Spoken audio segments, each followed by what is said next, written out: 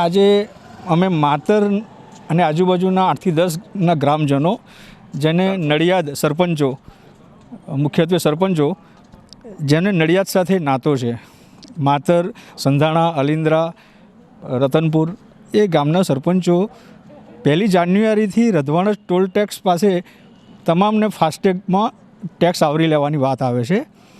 ખરેખર તો આ ટોલ ટેક્સ જે બન્યો છે, જે રોડ બન્યો છે, એ રોડ મૂળભૂત રીતે મહાત્મા ગાંધીજીએ સાબરમતીથી દાંડી જે યાત્રા કરી હતી એ દાંડી યાત્રા માર્ગ છે.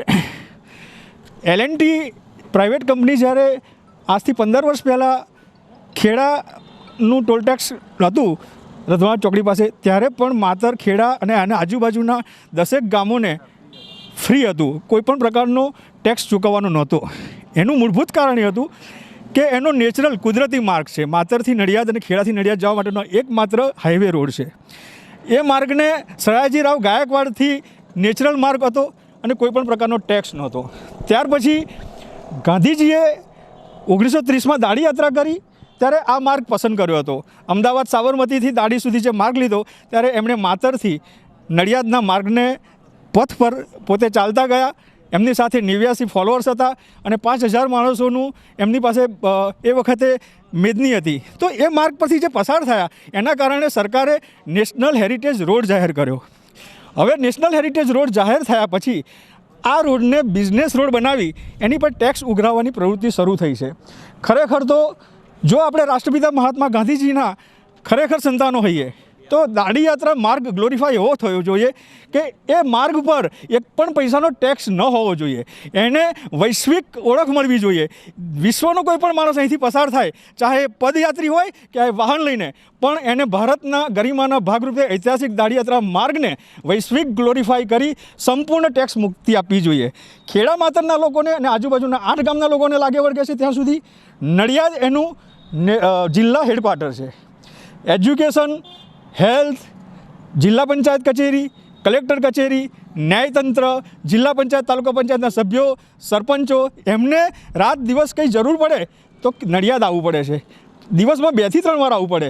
ખેડૂતોને પોતાને ખેતરમાં જવા માટે પણ આ ટોલ ટેક્સ વટાવીને જવું પડે. એવા સમયે કોઈપણ પ્રકારનો ટેક્સ લેવો એ પ્રજા પરનો કમરતોડ બોજ છે. આ બોજ ન હોવો જોઈએ. 1 જાન્યુઆરીથી ફાસ્ટેગ ભલે હોય, પણ ખેડા માતર સહિતના 8 થી 10 ગામડાઓને 20 કિલોમીટરના નડિયાદ સુધીના ગામોને સંપૂર્ણ ટેક્સ ફ્રી આપવાની જરૂર છે. અને જો એમને ટેક્સ લેવો હોય તો વૈકલ્પિક સુપ્રીમ કોર્ટના કાયદા મુજબ સર્વિસ રોડ પહેલાં પ્રોવાઈડ કરવો જોઈએ. વિધાઉટ સર્વિસ રોડ એક પણ પૈસાનો ટેક્સ આ વિસ્તારની જનતા ચૂકવશે નહીં.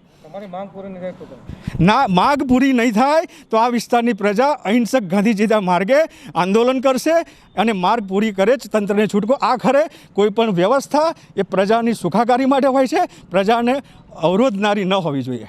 બાબુભાઈ મોતીભાઈ પરમાર, ઉપપ્રમુખ જિલ્લા પંચાયત નડિયાદ. આજે લગભગ ઘણા વર્ષોથી અમકા 7 કિલોમીટર, 8 10 કિલોમીટર અંતર પહેલાં જે ટેક્સ નહોતા લેતા અને તાત્કાલિક જે ટેક્સ લેવાનું જે 1 જાન્યુઆરી એ કર્યું એના માટે અમે બધો વિરોધ કરવા માટે અહીં આવ્યા છીએ. કારણ કે અમારો બધો વ્યવસાય પણ અમારે નડિયાદના નાતે જોડાયેલો છે. ખેડૂતો શિક્ષણમાં આ તે બધા અમારે અવારજવાર ત્યાં આગળ છે અને નડિયાદ એ જિલ્લાનું મુખ્ય મથક છે, એટલે માટે અમારે અવારજવાર માટે નડિયાદ આવવું પડે છે. અમે એટલા ખોટી રીતે અમે આ ટેક્સ નહીં ભોગવીએ. વિપુલભાઈ કાછિયાવાડ સરપંચ માતર. નેશનલ હાઈવે ઉપર જે ખેડા ટોલ પ્લાઝા કહેવાય છે, ત્યાં જ્યારથી ટોલ પ્લાઝાની સ્થાપના થઈ ત્યારથી આજ દિન સુધી અમારા 12 થી 15 ગામડાઓનો ટોલ ફ્રી હતો. પરંતુ એકાએક અચાનક જ હમણાં ટોલ પ્લાઝા દ્વારા જાહેરાત કરવામાં આવી છે કે 1 જાન્યુઆરીથી દરેક જણે 275 રૂપિયાનો પાસ લઈ અને અવર જવર કરવાની રહેશે. આની સામે અમારા 15 ગામોના લોકોનું કહેવું છે કે અમારો મુખ્ય વ્યવસાય, અમે તો તાલુકાના બધા જ ગામડાઓ છે અને અમારો દરરોજનો સીધો સંપર્ક જિલ્લાના મથક જોડ છે.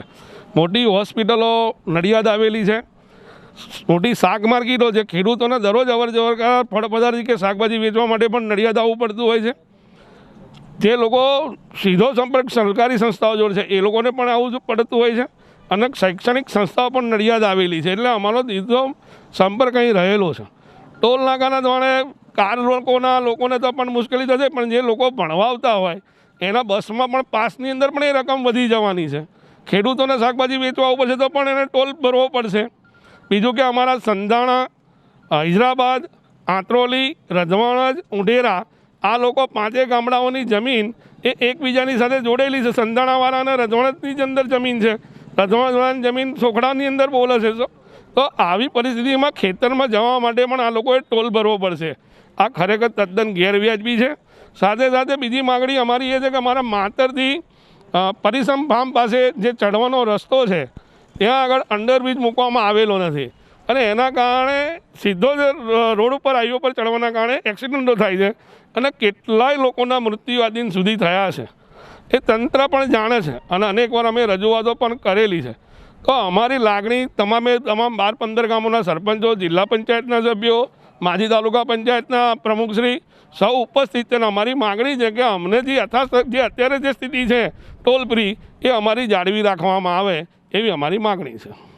અમદાવાદ ખેડા વડોદરા જે નેશનલ હાઈવે છે, નેશનલ હાઈવે ઉપર રઘવાળા જે ટોલ નાકા ઉપર અત્યારે હાલ માતર આજુબાજુના જે ગામો છે એ ગામોને અગાઉની નીતિ પ્રમાણે એમને ટોલ છે ટોલમાંથી ફ્રી કરવામાં આવ્યા હતા. તાજેતરના એક પરિપત્ર મુજબ 1 જાન્યુઆરીથી આજુબાજુના જે ગામો છે એ ગામો પાસેથી પણ એક ચોક્કસ રકમના એમને પાસ આપીને એમની પાસેથી ટોલ ટેક્સ ઉઘરાવવાનું જે નક્કી કરવામાં આવ્યું છે એની બાબતમાં માતર અને આજુબાજુના ગામના જે સરપંચો છે એ સરપંચોએ આજે રજૂઆત કરીને આવેદનપત્ર આપ્યું છે. આ અંગે નેશનલ હાઈવેના જે અધિકારીઓ છે એ અધિકારીઓ સાથે એમની જે લાગણી અને માગણી છે એ અધિકારીઓ સાથે ચર્ચા કરવામાં આવશે.